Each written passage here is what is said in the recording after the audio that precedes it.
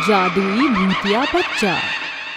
गप्पू रात के समय जंगल में एक पेड़ के ऊपर बैठा हुआ एक बच्चे से बात कर रहा था जिसका नाम ढोलू था। ढोलू, तुम्हारी माँ कहाँ है और तुम यहाँ इस जंगल में अकेले क्या कर रहे हो? नहीं, ये जंगल ही मेरा घर है और मेरा परिवार, मैं यहीं रहता हूँ। अच्छा, तो ये बात है, ठीक है, तुम मेरे साथ खेलना चाहोगे? गप्पू के पूछने पर ढोलू की आंखों में आंसू आ जाते हैं और वह गप्पू के साथ खेलने लगता है। जिसके बाद रात ज्यादा होने की वजह से गप्पू वापस अपने घर चला जाता है और ढोलू उसी पेड़ पर सो जाता है। अगले दिन जब ढोलू गप्पू को ढूंढता हुआ गांव में पहुंचता है तो वहां उसे कुछ बच्चे खेलते हुए नजर आते हैं, जिन्हें देखकर उसे भी उनके साथ खेलने का मन होता है और वह उनके पास जाकर कहता है, तुम लोग बहुत अच्छा कर रहे हो, मेरा भी तुम लोगों के साथ खेलने का मन कर रहा है, क्यों ना हम सब मिलकर एक साथ खेलें? गांव के सभी बच्चे ढोलू को देखकर उसका मजाक उड़ाने लगते हैं, जिसके बाद ढोलू को बहुत गुस्सा आता है और उसकी आंखें लाल हो जाती हैं और वो वहां से भागता हुआ जंगल में चला जाता है। जंगल में पहुंचते पहुंचते वो एक भयानक भूतिया बच्चा बन चुका था। नहीं छोड़ूंगा, किसी को भी नहीं छोड़ूंगा, सबको मारूंगा जो मेरे साथ नहीं खेलेगा, मैं उसे जिंदा नहीं छोड़ूंगा। वह भूतिया बच्चा जितना मासूम उतना ही खतरनाक था और जैसे ही वह मौका देखता है वो वहां से एक एक बच्चे को पकड़कर जंगल की तरफ खींचता हुआ ले जाता है और उसे अपनी नुकीली दांतों से काटकर मार देता। ऐसे ही धीरे धीरे उसने कई सारे बच्चों को मार दिया, जिसके बाद वह उसी पेड़ पर जाकर बैठ गया। तभी जंगल की तरफ गप्पू एक थाली में खाना लिए आ रहा था। जैसे ही उस भूतिया बच्चे की नजर गप्पू के ऊपर पड़ती है वैसे ही वह इंसानी बच्चा बन जाता है। अरे कैसे हो तुम? मैं तुम्हें ही ढूंढ रहा था।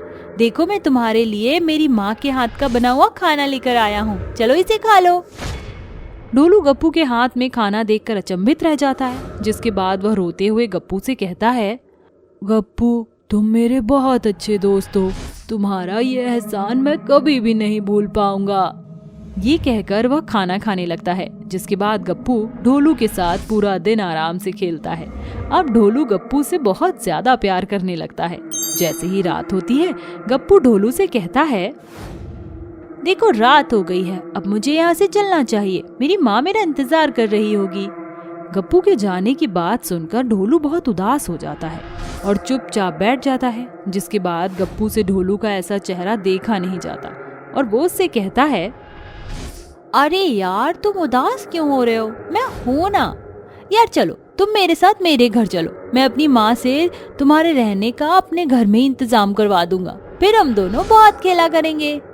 गप्पू की बात सुनकर ढोलू बहुत खुश होता है और खुशी के मारे झूमने लगता है। जिसके बाद गप्पू ढोलू को अपने साथ अपने घर ले जाता है और अपनी माँ से उसके लिए बात कर लेता है। माँ, ये मेरा दोस्त है ढोलू, इसका इस दुनिया में कोई भी नहीं है। ढोलू इतना मासूम था कि कोई भी उसकी मासूमियत पर शक ना करता, लेकिन उसके अंदर शैतानी भूत की कोई कल्पना भी नहीं कर सकता था। उस समय सावित्री ढोलू और गप्पू को खाना खिलाती है, जिसके बाद वो दोनों जाकर सो जाते हैं। अगले दिन गप्पू ढोलू के साथ खेलने गार्डन चला जाता है। वहां पर गप्पू से बड़ी उम्र के बच्चे गप्पू को अचानक से परेशान करने लगते हैं। ये सब ढोलू से देखा नहीं जाता, जिसके बाद उसकी आंखें लाल होने लगती हैं। ढोलू समझ गया था कि अब वे अपने भूतिया रूप में आने वाला है, जिसके बाद वह तुरंत वहां से भाग जाता है और भागकर जंगल में पहुंच जाता है। तभी वह एक बहुत ही खूंखार नौजवान बन जाता है। मेरे गप्पू को मारा, मेरे गप्पू को मारा, मैं किसी को नहीं छोड़ूंगा, सबको मार दूंगा, कोई गप्पू को हाथ नहीं लगा सकता। तभी गप्पू भी ढोलू को ढूंढता हुआ जंगल में पहुंच जाता है। जैसे ही ढोलू को गप्पू के आने का एहसास होता है वो वापस से अपने इंसानी रूप में आ जाता है, ताकि गप्पू उसके भूतिया रूप को देखकर उससे डर के ना भागे। अरे ढोलू, तुम अचानक से मुझे वहां छोड़कर यहाँ जंगल में क्यों आ गए? मैं तो तुम्हें अपने सभी दोस्तों से मिल पाना चाहता था, लेकिन वो बड़े लड़के हमेशा की तरह मुझे परेशान करने लगे। चिंता मत करो गप्पू, आज के बाद वो बड़े लड़के तुम्हें कभी भी परेशान नहीं करेंगे। चलो अब घर चलते हैं। ढोलू गप्पू के साथ वापस घर पहुंच जाता है। घर पहुंचते ही गप्पू और ढोलू को बहुत तेज भूख लगती है, लेकिन घर में राशन ना होने की वजह से सावित्री कुछ भी नहीं बना पाती। गप्पू के घर की परेशानी को देखकर ढोलू अपनी शक्तियों से उनके घर में खाने का पूरा इंतजाम करवा देता है, जिस बात की भनक ना तो सावित्री को लग पाती है और ना ही गप्पू को, लेकिन वह इस बात से अनजान रहते हैं कि आखिर इतना सारा खाना आया कहाँ से। ऐसे ही धीरे धीरे रात हो जाती है और रात होते ही गप्पू सो जाता है।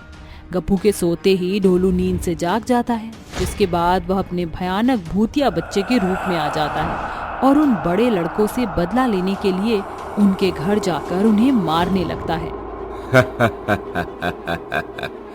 नहीं छोड़ूंगा, उन लड़कों को नहीं छोड़ूंगा जिसने मेरे दोस्त गप्पू को परेशान किया।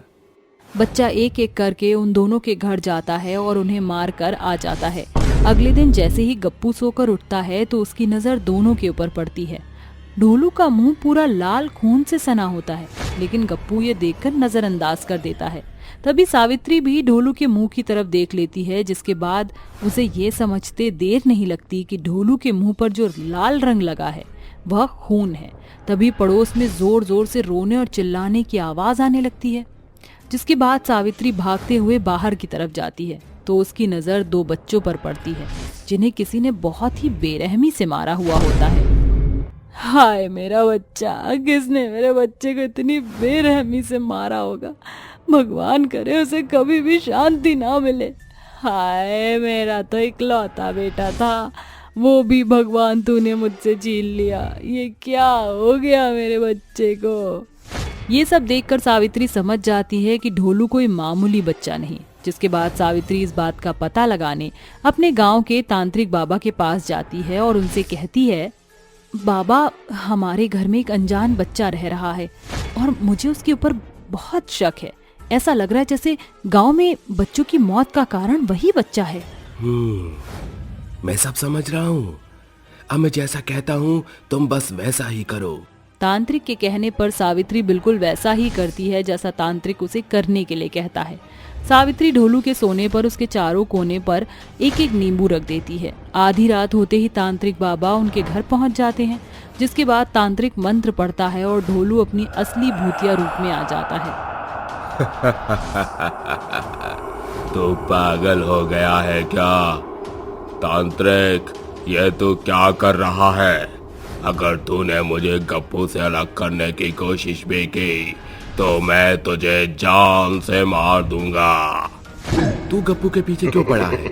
उसे छोड़ दे, नहीं तो इसका अंजाम बहुत बुरा होगा। गप्पू मेरा दोस्त है और मैं उसे नहीं छोड़ूंगा। मैं गप्पू को अपने साथ लेकर जाऊंगा। वो मेरा दोस्त है और हमेशा मेरे साथ ही रहेगा। ये सब सुनकर गप्पू बहुत डर जाता है। वहीं दूसरी तरफ तांत्रिक के कई बार समझाने के बाद भी भूतिया बच्चा उसकी एक नहीं सुनता, जिसके बाद तांत्रिक बाबा एक अग्नि जलाते हैं और उसके अंदर मंत्र का जाप करते हुए अपनी भभूति फेंक देते हैं। ऐसा करने से वह भूतिया बच्चा बहुत कमजोर पड़ जाता है और उसे इस तरह कमजोर देख गप्पू रोते हुए उससे कहता है, मैं तुम्हारे आगे हाथ जोड़ता हूँ, तुम हम लोगों को छोड़कर चले जाओ। तुम हमारे साथ नहीं रह सकते, तुम मर चुके हो और मैं जिंदा हूँ। मुझे माफ कर दो, लेकिन अब मैं तुम्हारे साथ और नहीं रह सकता। अगर तुम मेरी दोस्ती निभाना चाहते हो तो यहाँ से हमेशा हमेशा के लिए चले जाओ। गप्पू की ये बात सुनकर वो भूतिया बच्चा पहले की तरह नॉर्मल बन जाता है, जिसके बाद उसकी आंखों से आंसू आ जाते हैं और वह गप्पू को छोड़कर हमेशा हमेशा के लिए वहां से चला जाता है। और उसके जाने के बाद गप्पू बहुत उदास होता है, लेकिन धीरे धीरे वह अपने लिए नए दोस्त बना लेता है।